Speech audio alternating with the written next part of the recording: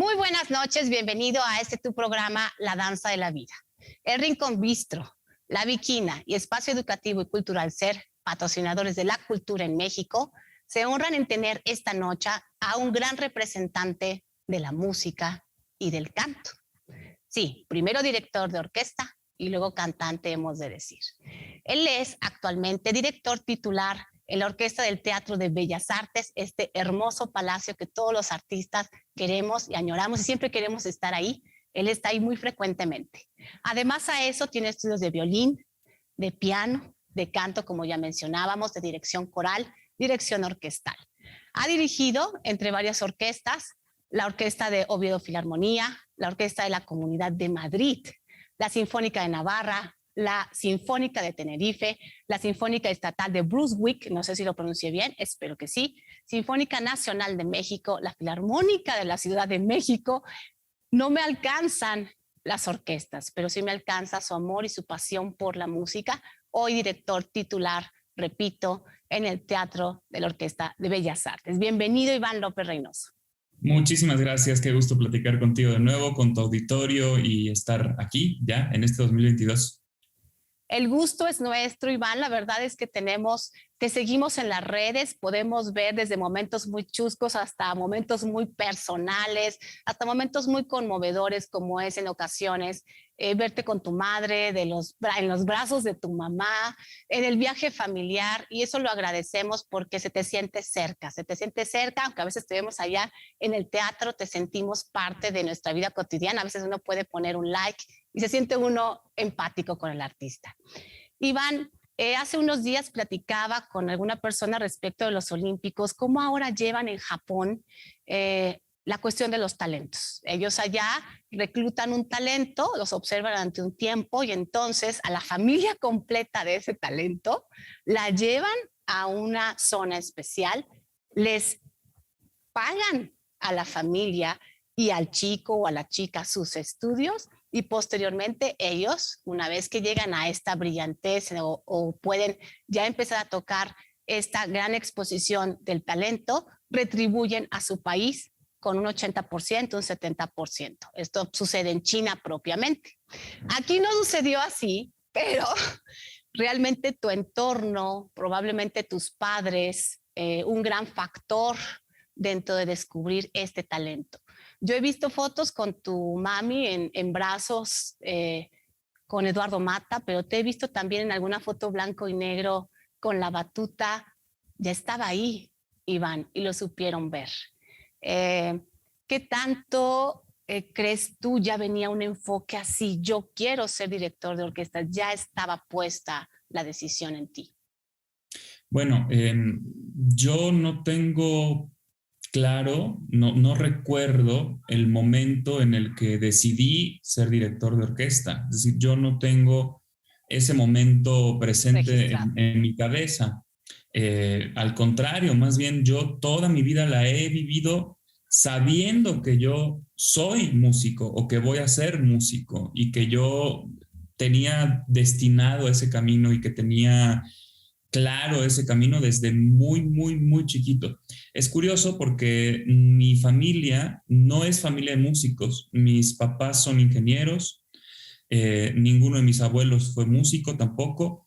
Aparentemente el abuelo de mi papá, es decir, mi bisabuelo paterno, sí, tocaba algo de piano, de repente en alguna reunión, en alguna fiesta, algún bolero, pero de manera muy así, muy, muy, nada concertística, pues era un ambiente más campechano, más de fiesta, de reunión, ¿no? Más familiar sí. incluso.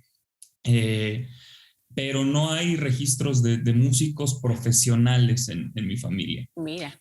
Y esto, pues, seguramente fue un clic que hice con la música desde muy chiquito, ¿no? El primer contacto con la música clásica fue con Fantasía de Disney, esta película que ha cambiado la vida de tanta gente, además.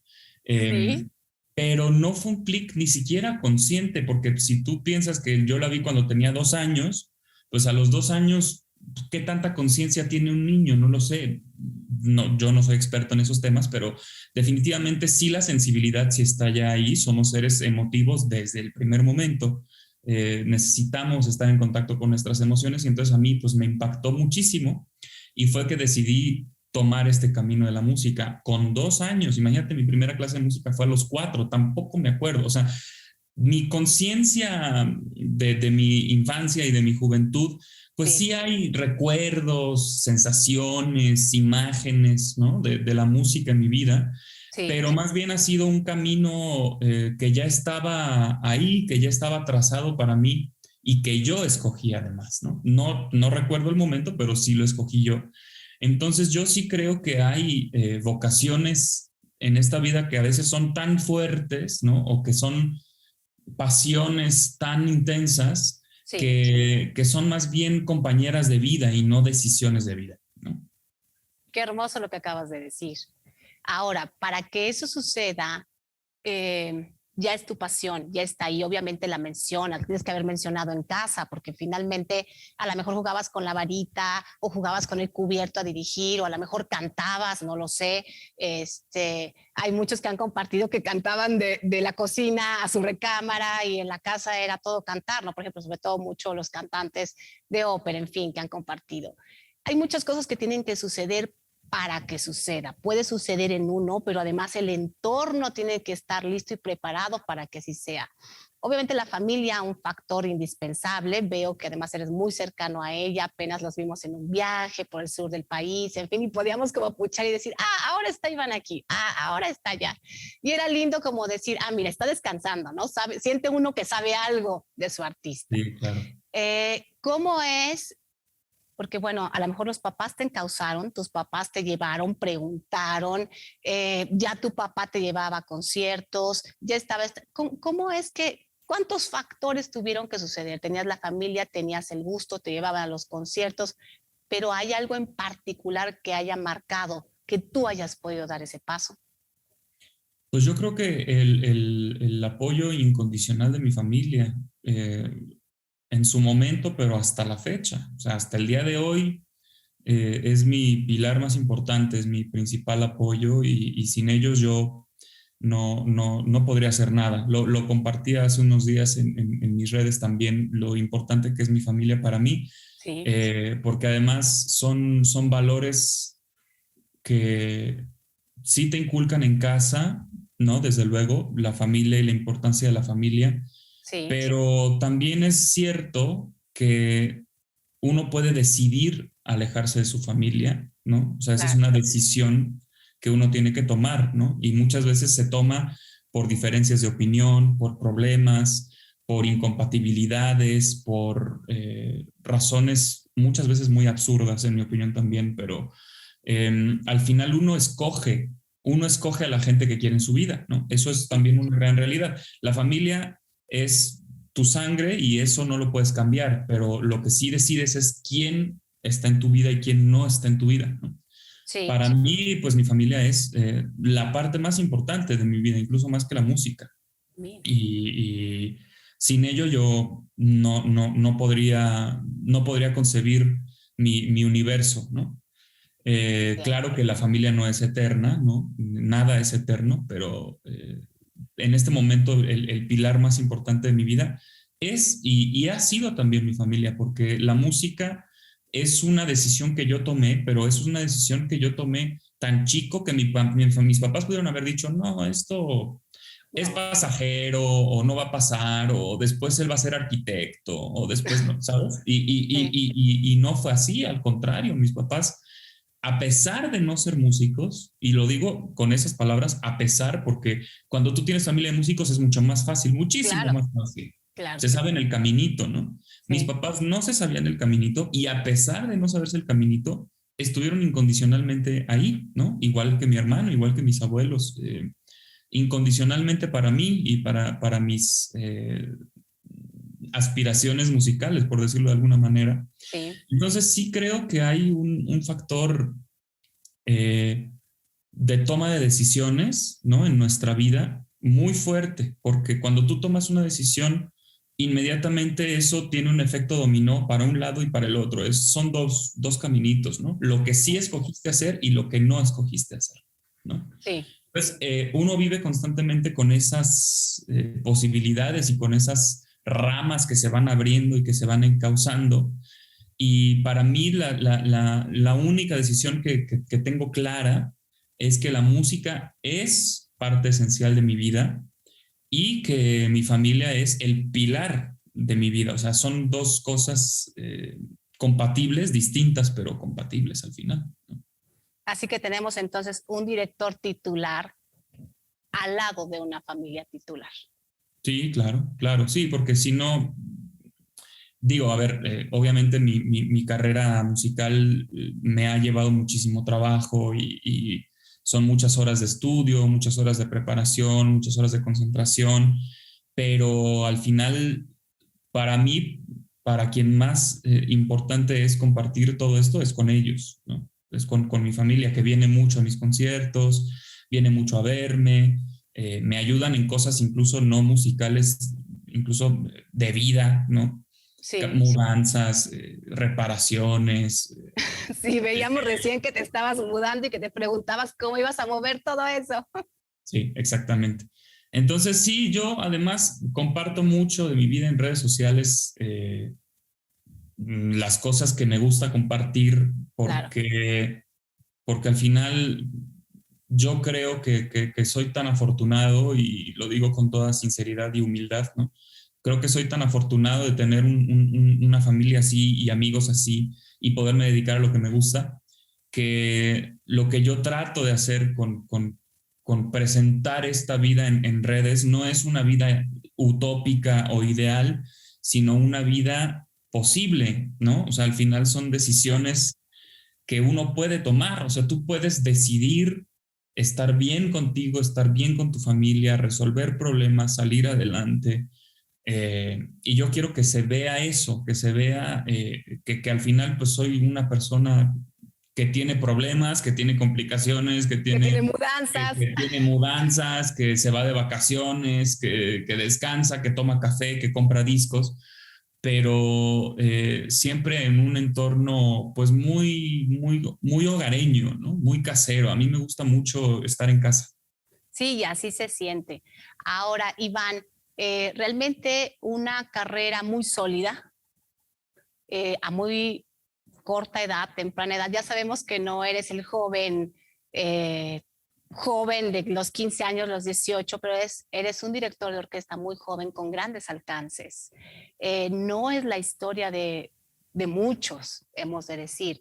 Y dentro de esto, obviamente, al tener una solidez así nacional, pues viene la proyección internacional, ¿no?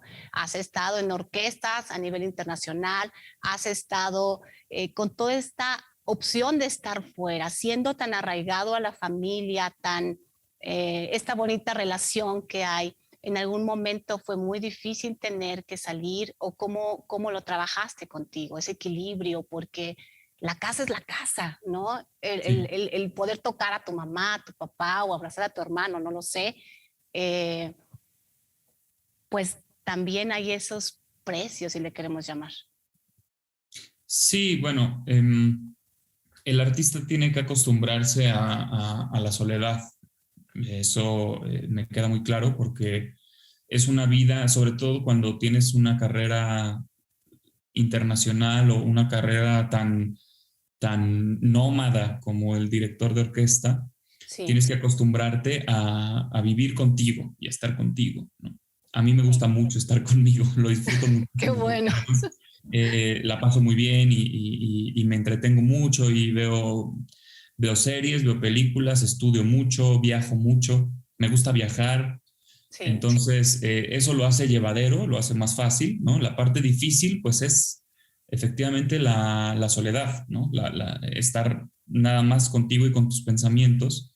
Porque a pesar de que esto, por ejemplo, Zoom, hace llamadas de acercamiento. video, WhatsApp, etcétera, etcétera, pues está ahí y facilita mucho la comunicación.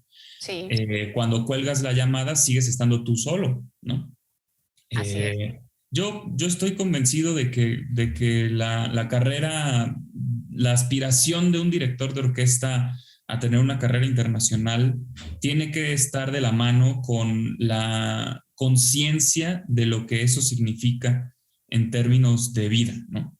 Y en términos de vida va a significar pues muchos viajes, vivir en una maleta, vivir en un hotel o en un Airbnb o en un departamento, ¿no? Tener sí a lo mejor tu base de operaciones, ¿no? Yo tengo mi base de operaciones en Ciudad de México, tengo mi casa en Guanajuato con mi familia, pero yo viajo muchísimo este año, pues entre Jalapa y Guadalajara y Pamplona y Zúrich y Santa Fe y Oviedo y Madrid, o sea, se mueve muchísimo la agenda y me lleva a muchos lugares, ¿no? Sí. Y ese es el sacrificio que uno tiene que asumir, ¿no? Tienes que asumir esta parte que es la soledad, la independencia, la inestabilidad, entrecomillada, porque al final también depende qué tan estable estés tú, pero la inestabilidad de estar constantemente en un lugar diferente. Y es un sacrificio que yo sí estoy dispuesto a hacer, pero también, esto es muy importante, también dándole el tiempo que merece a mi casa y a mi descanso. Eso siempre lo programo también en agenda. Yo digo, esta semana, nada, casa, familia, perros, viaje, lo que sea, ¿no? Sí. Estos días son para estudio, estos días son para trabajar, estos días son para esto. Entonces yo tengo una planeación que para mucha gente puede ser abrumadora, porque sí es una planeación pues muy a largo plazo y muy precisa, pero si no, no la hago. O sea, si no tengo esa planeación tan estricta, no podría hacer tantas cosas. Ahora, no sé cómo a ti te pasa, Iván, pero bueno, cuando uno empieza, de momento la agenda más bien ya no fue agenda, ya fue lo que se pudo, ¿no? O sea, va uno con el paso del tiempo conociéndose mejor, va uno perfeccionando y sabiendo manejar su agenda probablemente hasta lo que hoy día llegas, porque bueno, cuando uno comienza, cuando estás, pues estás muy a veces a lo que se va dando o estás siempre dispuesto a, no haces como que dices, no, o sea, sí, pero en este momento, porque esta es la prioridad ahora, ¿no? Entonces se va afinando eso cada vez más y bueno, seguramente siendo más óptimo. Claro, sí, hay que conocerse muy bien, ¿no?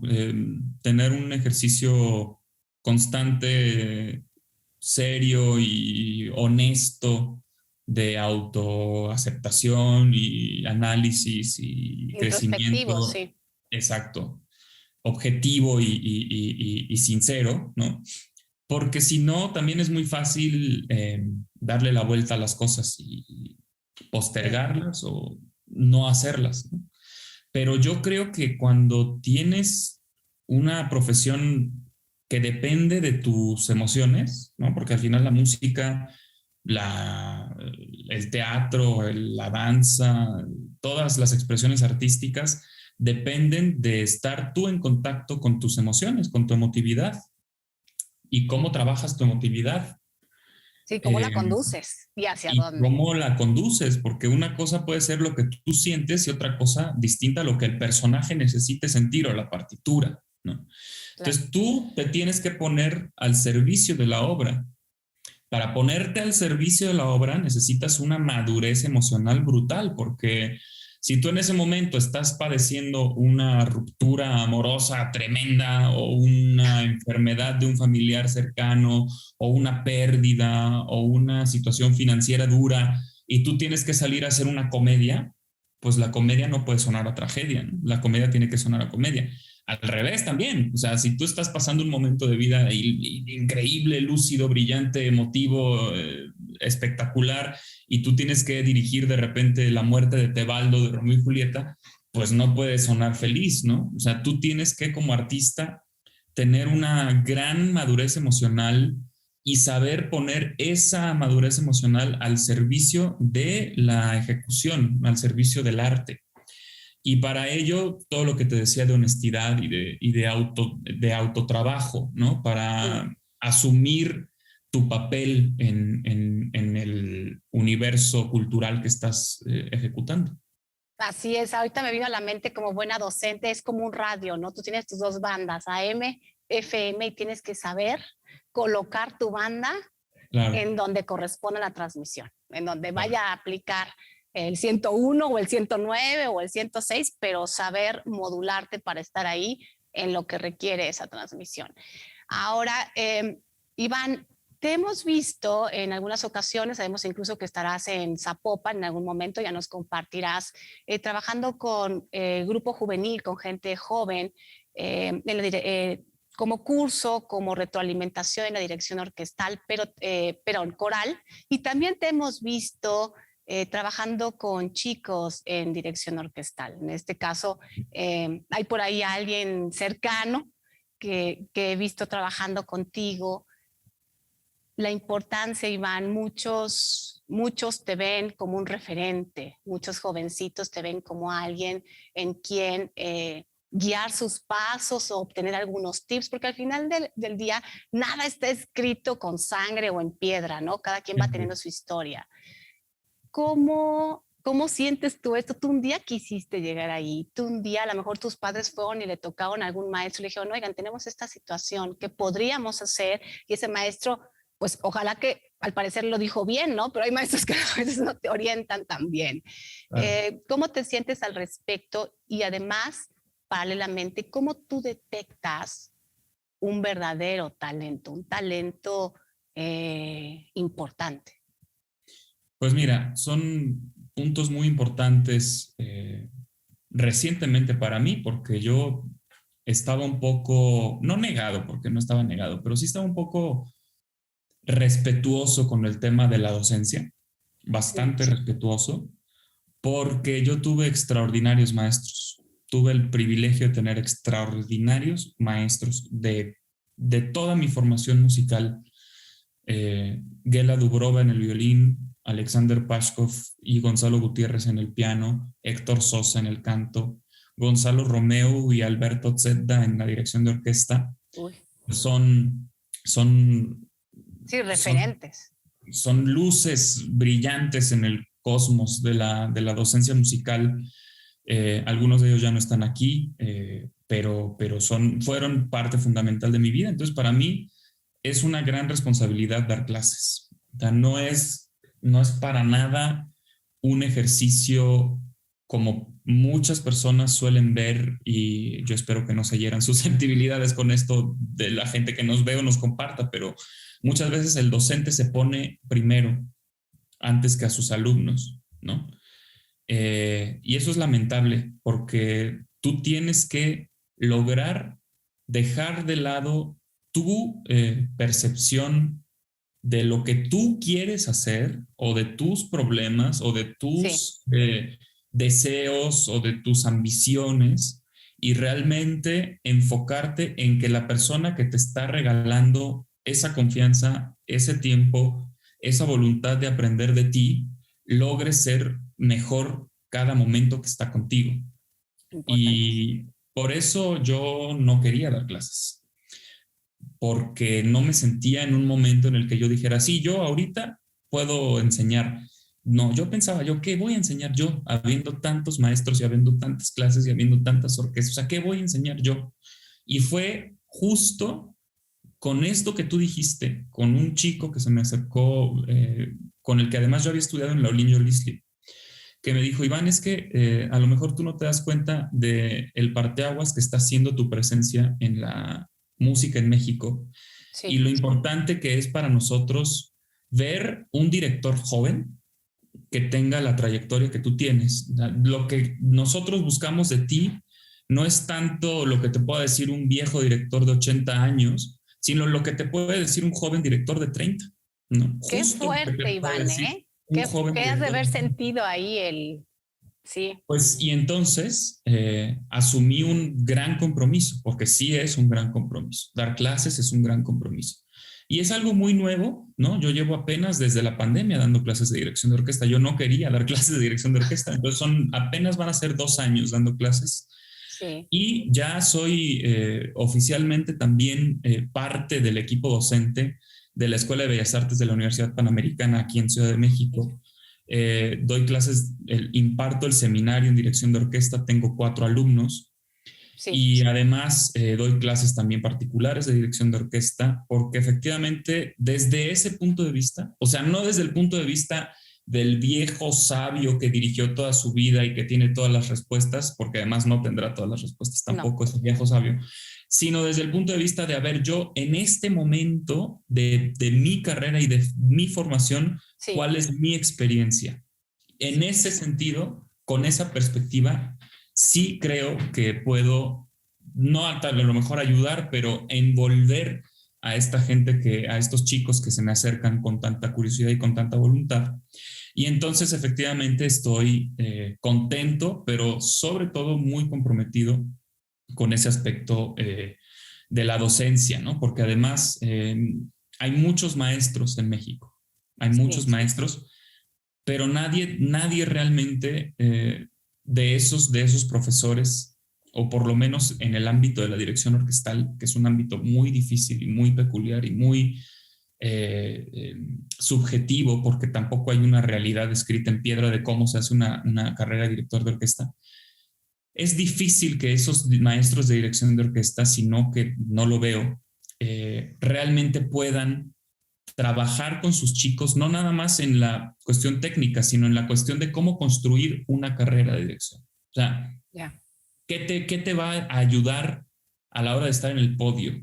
¿Cómo vas a lograr ponerte en el podio? Y una vez que estés en el podio, ¿qué vas a hacer para que no te bajen del podio? O sea, todas esas cosas que a mí nadie me enseñó, ¿no? O sea, todas esas cosas que yo hace 15 años hubiera querido aprender, que aprendí un poco sobre la marcha, ahora las puedo compartir, y eso es realmente el rubro en donde creo que más puedo ayudar.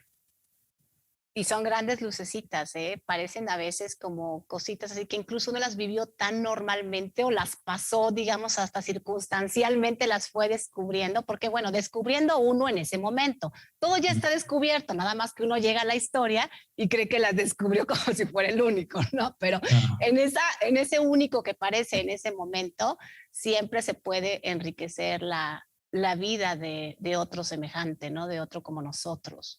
Ahora, Iván, tienes poco en ello, pero definitivamente estás acostumbrado a estar en la música, a percibir como artista también, porque a lo mejor una cosa de conocimiento, pero uno dice, aquí hay tanto talento, es como algo que hay que pulir, le falta esto, pero hay brillo. ¿Cómo tú distingues qué en ti te dice esta criatura tiene más? Mira, yo soy un absoluto predicador del trabajo, de la tenacidad. Yo creo que te hace mucho más artista el trabajo que el talento. Yo puedo poner ejemplos muy injustos porque al final ejemplificar no ayuda necesariamente mucho, pero una de mis grandes inspiraciones de vida es Javier Camarena, compañero de vida también, además, gran amigo. Pero yo aprendo de él todo el tiempo. Yo aprendo de él todos los días, con cada paso que da, con cada decisión que toma. Y yo recuerdo a Javier desde hace muchísimos años que lo conozco. Y recuerdo sus épocas de estudiante. Y Javier Camarena mismo ha compartido en sus redes videos de él cuando estudiaba canto. Y son súper conmovedores, porque para nada es el gran talento que hoy es y en el que hoy se convirtió, ¿no? Pero eso nos demuestra que el talento no es suficiente y muchas veces el talento no hace ninguna diferencia. Lo que sí hace diferencia es qué haces con ese talento, qué haces con esa cantidad relativa de talento que tienes, ¿no? Es un talento brutal, colosal, gigantesco, es un gran compromiso. Un gran compromiso, porque entonces sí definitivamente estás privilegiado.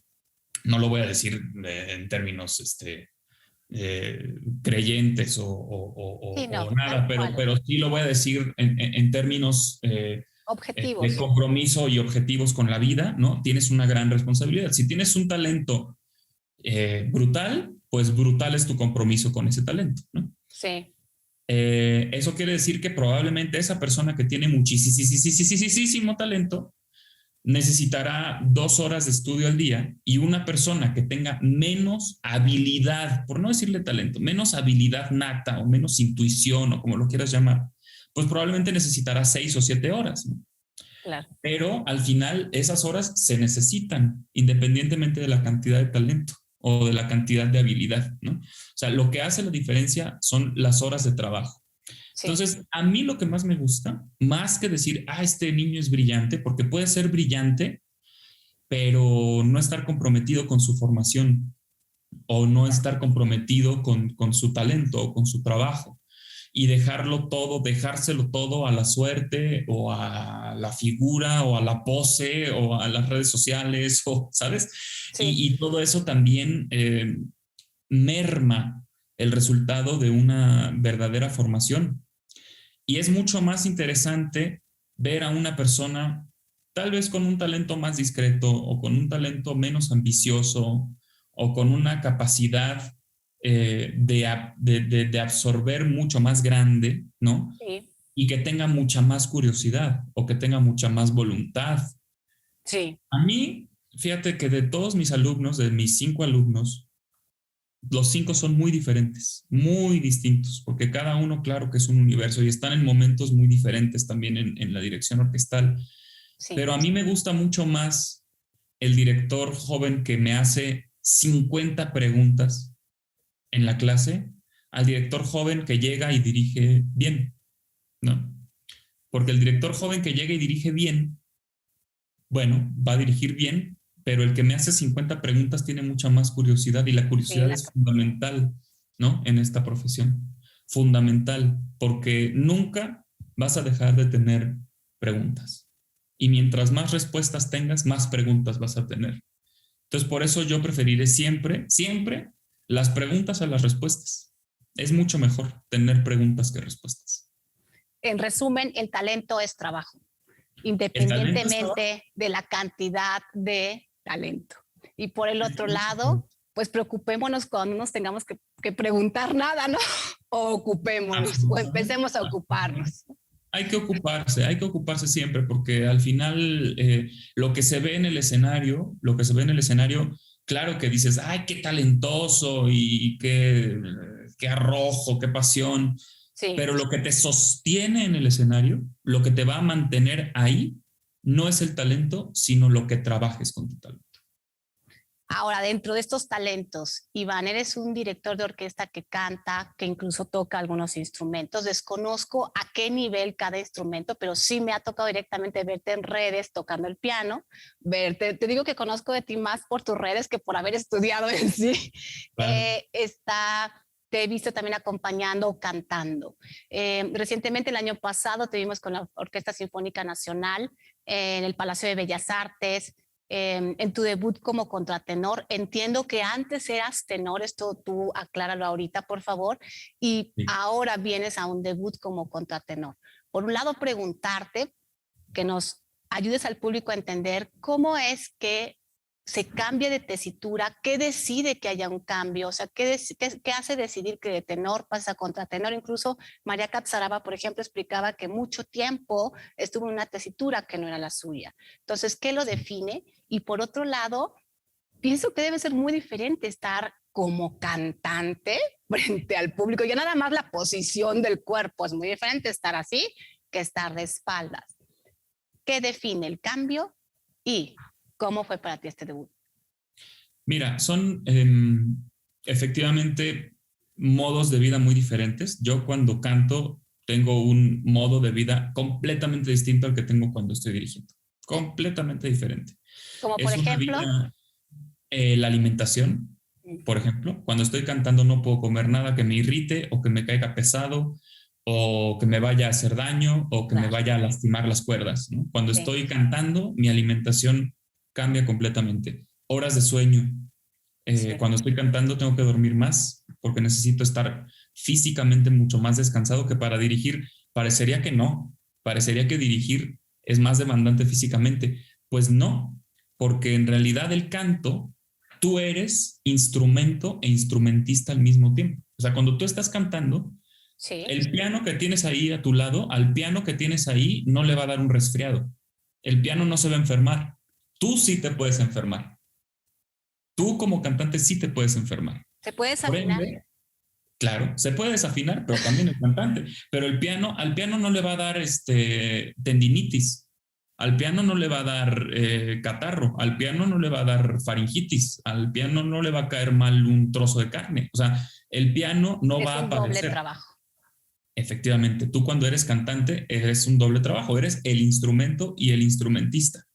Sí. Por ende, tienes que estar pleno al 100%, al 100%. Y Sí. entonces, efectivamente, el ritmo de vida es muy diferente. Pero además de eso, ese debut con Sinfónica Nacional era muy importante, fue muy importante, va a ser uno de los conciertos más importantes de mi vida, Sí. porque yo estaba tocando y cantando y dirigiendo en el mismo concierto. Es decir, fue un Maratón. A mí me dijo muy bien dicho mi maestro Héctor Sosa que fue mi concierto hombre orquesta, porque sí lo fue. O sea, Claro. tuve que tocar el clavecín, tuve que dirigir y tuve que cantar todo al mismo tiempo. Obviamente no toqué el clavecín mientras cantaba, pero sí toqué el clavecín cuando dirigí la Sinfonía de Haydn después del Stabat Mater de Vivaldi. Y en el Stabat Mater de Vivaldi canté y dirigí simultáneamente, eso sí, completamente. Ahora, con Orquesta Sinfónica Nacional, que es un grupo al que yo adoro, y con una cómplice como Shari Mason, la Concertina Sinfónica Nacional, todo es más fácil porque es un grupo de verdad excepcional, ¿no? Pero mi cambio de tesitura fue hace muchos años, ¿no? Yo empecé cantando como tenor, efectivamente. Canté bastante como tenor, canté en coro, canté personajes de ópera, canté 3 óperas como tenor, Sí. Flauta Mágica, Alicia de Federico Ibarra y Bodas de Fierro de Mozart. Y a mí nunca me acomodó mi tesitura de tenor, nunca me sentí cómodo con mi tesitura, nunca. O sea, yo siempre tuve problemas para resolver una u otra cosa. Cuando resolvía una cosa, aparecía otro problema. Y cuando se resolvía ese problema, regresaba un poco, o sea, Ahí estaba la alarma. Era complicado y era incómodo, Sí. muy incómodo. Yo disfrutaba mucho cantar, yo siempre he disfrutado mucho cantar. Ya. Y entonces un día jugando, porque así fue, estaba jugando en una fiesta en casa de la maestra Tusnelda Nieto, empecé a cantar el área de Leonora del Trovador, o sea, el área de la soprano, en tesitura de soprano. Y en ese momento Estoy imaginando la escena. de iluminación extraño, ¿no? Sí. Estaba Federico Ibarra en esa fiesta. Y Federico Ibarra me escuchó cantar el área de Leonora del Trovador. Federico Ibarra es uno de los compositores mexicanos más importantes. Sí, sí. Y me escuchó y me dijo, oiga, porque siempre me habló de usted, siempre me ha hablado de usted. Oiga, yo tenía 18 años, pero me hablaba de usted. Mira. Oiga, ¿sabe qué? Usted canta muy bien en el registro de falsete. Ya. Y yo tengo una ópera que quiero que se haga, que se va a hacer y que se va a grabar. Y es Mi Pequeño Príncipe, que está escrito para contratenor. Y yo quiero que usted lo cante. Pero eso va a significar pues un cambio de tesitura. Si usted quiere cambiar de tesitura, me avisa. Yo en ese momento le dije, claro que sí, pues no hay paso. Pues, sí, que como si fuera cualquier cosa. Yo me apunto y a ver qué pasa. A los 18 años es todo muy fácil, ¿no? A los 18 años es todo muy fácil. Sí. Entonces le dije, sí, maestro, ¿cómo no? ¿Cuándo y dónde firmo, no? Básicamente. Y me dijo, no, a ver, pues espérese, o sea, sea serio, estudie, prepárese y luego hablamos. Sí. Pues así fue, estudié, yo estudiaba con Tusnelda Nieto me dijo, tienes que ir con Héctor Sosa, que es contratenor y que va a entender perfectamente lo que pasa. Sí. Fui con Héctor Sosa, lo primero que me dijo Héctor Sosa es, el que tú toques muy bien el saxofón no te va a hacer trompetista, o sea, el que tú cantes como tenor no te va a hacer contratenor.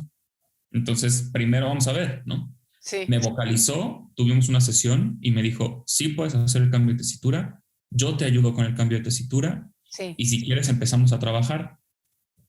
Y empezamos a trabajar y llevamos 10 años trabajando. Entonces fue primero el cambio de tesitura y canté como contratenor El Pequeño Príncipe, lo grabé y después canté muchas cosas como contratenor, pero no había cantado en Bellas Artes. O sea, yo llevaba ya 10 años cantando como contratenor, pero no había debutado en Bellas Artes cantando, dirigiendo sí, pero cantando no. Y el año pasado fue con Sinfónica Nacional, que me dijeron, a ver, Iván, porque además la anécdota también es curiosa, voy a ser muy breve. Sí, Estaba claro. yo en 2019, o sea, ya van a ser 3 años, Sí, ensayando con Sinfónica Nacional el oratorio de Navidad de Bach, ensayando. Y no ensayando. llegó la mezzo, y entonces canté yo. Y en ese momento, cantando yo en el ensayo, me escuchó la Sinfónica Nacional y me escuchó la gerente de la Sinfónica Nacional, Claudia Hinojosa, y me dijo, Iván, tú tienes que cantar con Sinfónica. Tienes que cantar con nosotros, tienes que Mira, hacer así algo surgió. cantando con Sinfónica Nacional. Y se programó y llegó el COVID, entonces no debuté. Bueno, ahí Y se por lo menos ya. reprogramó. Y se reprogramó y sucedió y fue un gran concierto. De verdad, estoy muy contento con eso. Siempre te he escuchado. Qué suerte, Iván, qué atino, ¿no? Qué atino de las circunstancias, porque te escucha Federico Ibarra, pero entonces te conduce, ya sabes, tú en la onda teenager de sí, yo puedo, vamos, me como el mundo, quemo las velas, no importa que el barco se incendie, y Exactamente. luego viene esto que te escuchan, y mira, finalmente tiene una, es mucho atino en la vida, ¿no? Que eso debe ser maravilloso porque no pasa siempre, ¿no? Ha coincidido tu línea de vida con tu quehacer y luego además el canto, ¿no? Entonces, Sí. eh, qué lindo que así te suceda. Ahora, Iván, a ver, tú estás, no sé cómo se maneja. A mí me parece que cuando uno está de espaldas al público, pues tú tienes toda la orquesta. No tengo la idea escénica porque, bueno, definitivamente la tengo, ¿no? Pero ¿cómo vives tú el tener la parte, o sea, tú percibes el sonido, sí, pero propiamente no ves al público? Aquí sí Ujú. lo ves, te manejas, hablábamos al principio de las emociones y de modularlas, te manejas igual, te representa más esfuerzo uno que el otro, a lo mejor eres un director de orquesta que canta, no eres una persona que digamos decidió cantar y luego se quiso volver director de orquesta o tocaba el Sí. piano y tal. ¿Cómo es este referente? No sé, te pones nervioso más en uno que en otro.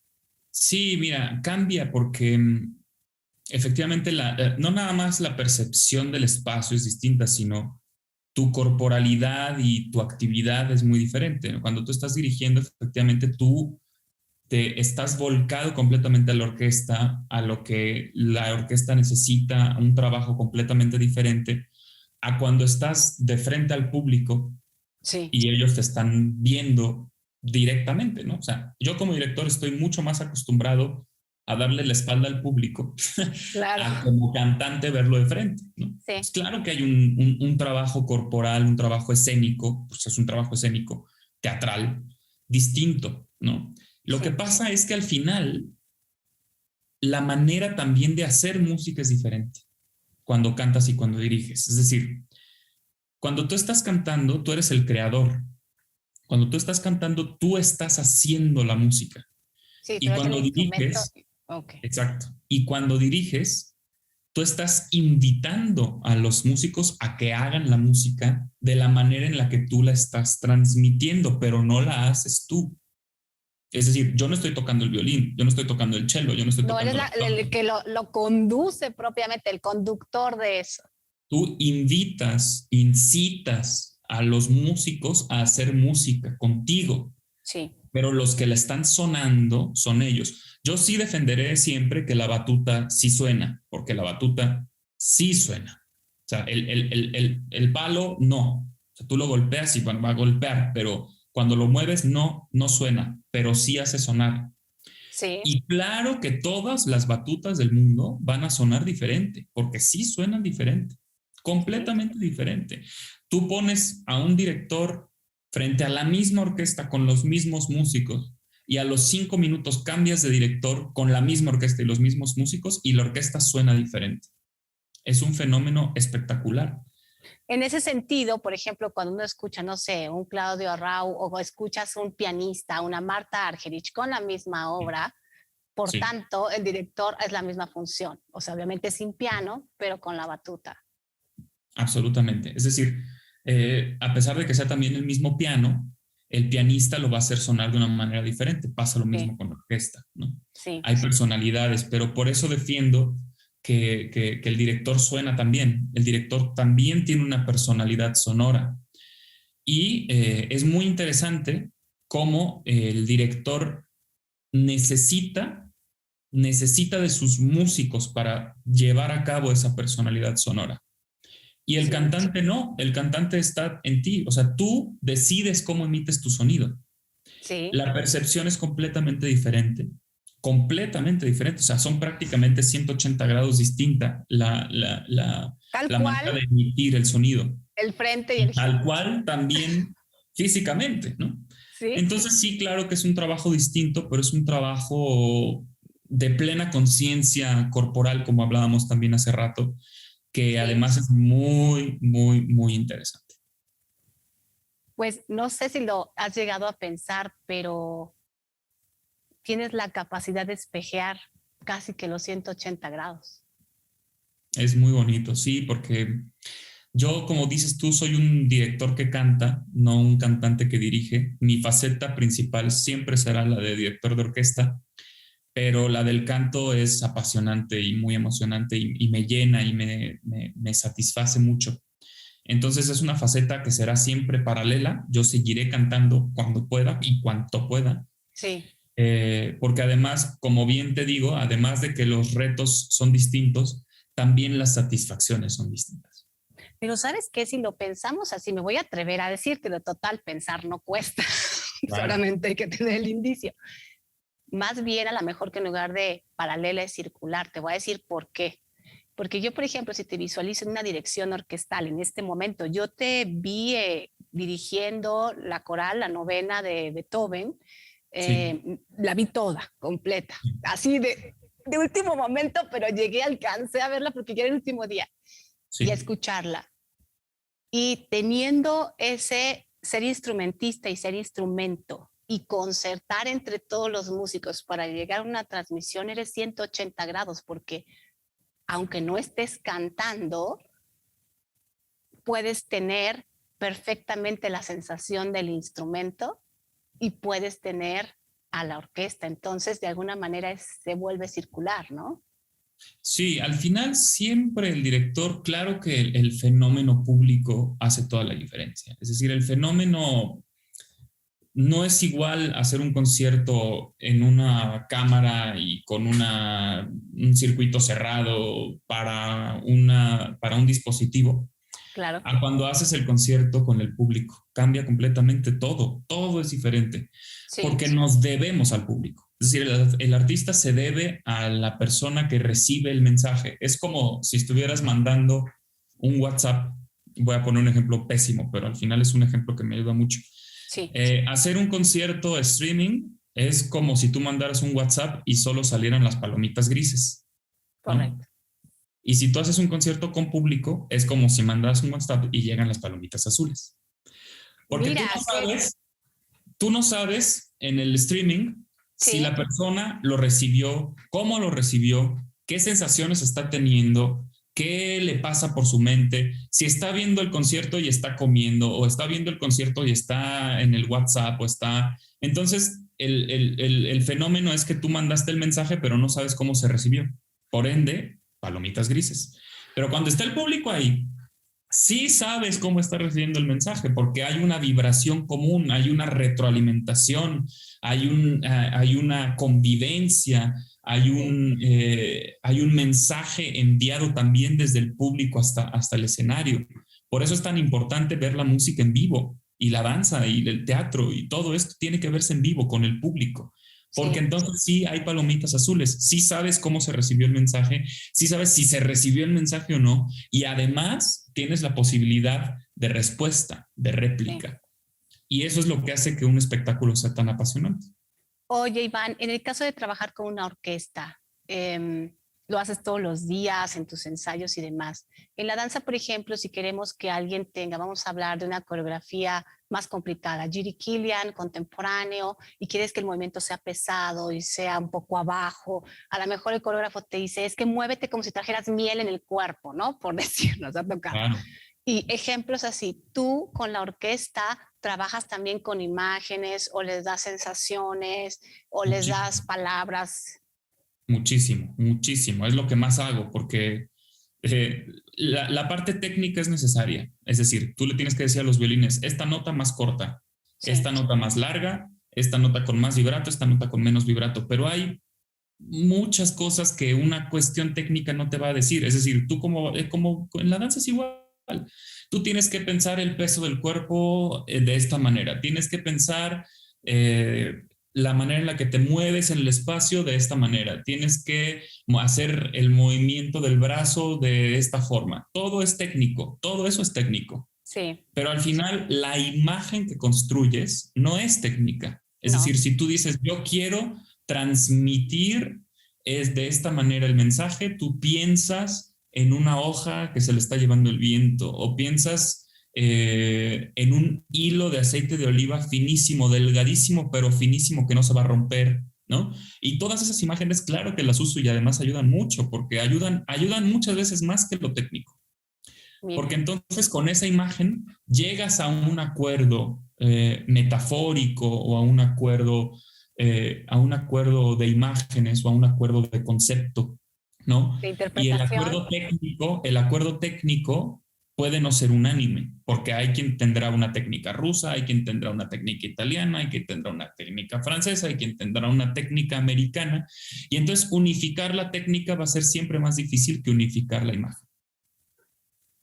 Qué bonito lo que acabas de decir, porque finalmente eso tiene arte, ¿no? Claro, también, y como lo dices, también es parte del trabajo. El director de orquesta es 80% ensayo, 80% técnica de ensayo. ¿Cómo Sí. vas a trabajar? ¿Qué le vas a decir a tus músicos? ¿Cómo vas a lograr que suenen? ¿Cómo quieres que suenen?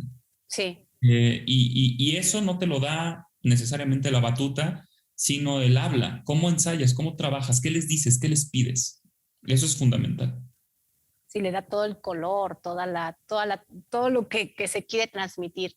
Viene una temporada fuerte. Lo anunciaste en redes, te veías muy bien de perfil, pero yo dije, a ver si cuando acabe se ve igual de bien el otro perfil, porque la energía, lo que se mueve, el ir de un lado a otro, varias ciudades, incluso vas y vienes al extranjero. Compártenos un poco tu agenda.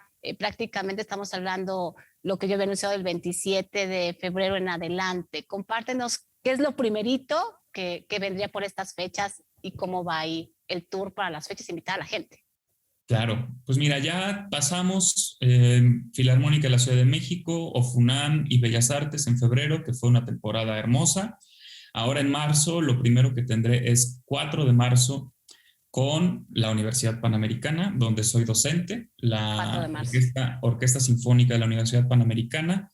En la Sala Olinjolistli haremos un programa con Mozart y Beethoven. De Mozart haremos la Sinfonía número 35, Hafner, el área de concierto a Seychelles, Benigne Stelle, con la soprano española Leonor Bonilla, que será su debut en México, y la primera sinfonía de Beethoven, que es una de las obras más hermosas del catálogo clásico de Beethoven. Todavía no el romántico, sino el clásico. Sí. El fin de semana siguiente, 11 de marzo, en Jalapa, con la Sinfónica de Jalapa, el concierto por el Día Internacional de la Mujer, Sí. con música de Fanny Mendelssohn, de Gabriel Ortiz, de Ana Lara y de Félix Mendelssohn, con 2 solistas espectaculares. Sí. La semana siguiente, o sea, una tras otra, la siguiente en Pamplona, con la Orquesta Sinfónica de Navarra, haciendo la suite del Lago de los Cisnes de Tchaikovsky y el concierto para orquesta de Bela Bartók. Esto será 17 y 18 de marzo en España. El fin de semana siguiente a ese, es decir, Vamos uno así. tras otro, literal, uno tras otro, Orquesta Sinfónica Nacional en Bellas Artes, 25 y 27 de marzo, Sí. con el homenaje a Cervantes de Moncayo, el primer concierto para piano de Beethoven y la suite Mi Mamá la Oca de Ravel. Sí. Y también el fin de semana siguiente, para no parar la racha, también con Sinfónica Nacional serán 2 semanas consecutivas, 1 y 3 de abril haremos el Vals Triste de Sibelius, el concierto del sur de Ponce para guitarra y orquesta y la Sinfonieta de Poulenc. Y esta temporada, digamos, el primer trimestre del año termina 7 y 10 de abril, la semana siguiente, con Ópera de Bellas Artes. Haremos un concierto con motivo de Pascua, justo antes de la semana de Pascua, y serán las 7 últimas palabras de Cristo en la cruz de Haydn. Mira. Pues ahí está, de todas maneras, está apareciendo paralelamente estas fechas de manera escrita, porque como es una tras otra, para que ninguna se nos pase, así como al mismo tiempo Iván nos lo va mencionando, incluso un poco se amplía hasta agosto, en donde vienen más fechas y bueno, esperamos tener a Iván antes, porque siempre es un placer compartir, porque siempre es bello poder sentirte no solo en el programa, sino como persona, como artista, y lo que nos enriquece a todos el hecho de tu presencia, Iván. Por supuesto, no dejen de acercarse a estos eventos, no dejen de estar, de ir, están con todas las medidas y los protocolos convenientes, no hay que descuidarse porque esto todavía está presente y es importante tener la conciencia sobre uno y sobre los demás, porque a veces uno se vuelve muy egoísta y piensa nada más en uno, pero hay otras personas en una orquesta, en un ballet, a veces tú como público estás sentado y sí estás separado, pero ¿qué crees? Nosotros estamos un poquito más cerca, nosotros tenemos contactos y si tú nos ayudas a cuidarnos, esto va a tener mucha más vida y mucha más acción en el día a día. Así que Iván, esta es tu casa, este es tu espacio. Esperamos verte antes de tantos brincos en el otro trimestre para saber de tu quehacer, que se acerquen a la ópera, que se acerquen a Bellas Artes. A veces puede parecer un poco complicado decir, ay, bueno, es que la ópera tal. Les tengo que confesar que yo estoy tomando un curso especial de ópera y estoy descubriendo la ópera desde otro punto. No soy la super fan, pero Javier Camarena me vino a cambiar la historia y María Catzaraba, y puedo decir que la he escuchado y lo he sentido, aún y que mi conocimiento apenas se va ampliando cada vez, y eso, solo sentirlo ya se agradece. Ojalá que todos nos demos la oportunidad. Iván, un placer tenerte hoy aquí. Igualmente, gracias por la oportunidad. Acérquense a la música. Lo peor que puede pasar es que no les guste y sí les va a gustar. ¿Ya ven? Entonces hay que acercarnos. Muchísimas gracias por estar aquí en este su programa La Danza de la Vida. Nos vemos en una próxima emisión. Que tengan muy buenas noches.